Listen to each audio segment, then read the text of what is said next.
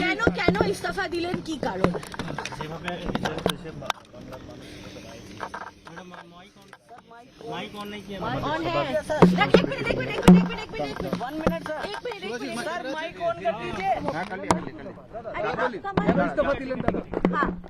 বাংলার মানুষ যেভাবে রায় দিয়েছে, এ রায়কে ডেমোক্রেসি ম্যান্ডেটটাকে অ্যাকসেপ্ট করতে হয়, তার জন্য আমিও নিজের পদ থেকে ইস্তফা দিলাম। আপনি কি দলের থেকেও কি পদত্যাগ করলেন, দলের পদ থেকেও?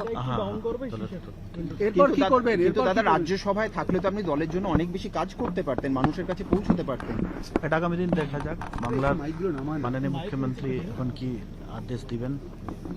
এখন সবাই ডেভেলপমেন্ট নিয়ে আমরা কাজ করব। ঠিক আছে, থ্যাংক ইউ। দাদা, আপনি কি এখন কোথায়, কলকাতায় ফিরে যাবেন না দিল্লিতেই আছেন? আমি দিল্লিতে আছি। আপনি কি অন্য কোনো দলে যোগ দেবেন?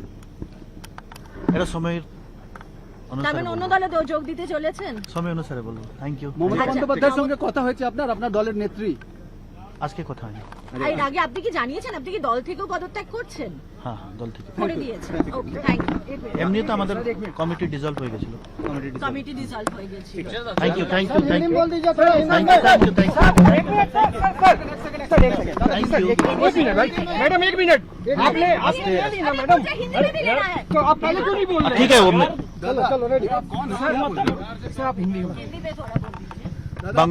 बंगाल के लोग, वेस्ट बंगाल के लोग जिस तरह राय दिए हैं, उस राय को एक्सेप्ट करते हुए आज मैं भी अपना पद से इस्तीफा दिया। तो आप बीजेपी में जाना चाहेंगे? समय के इंतजार कीजिए। Thank you.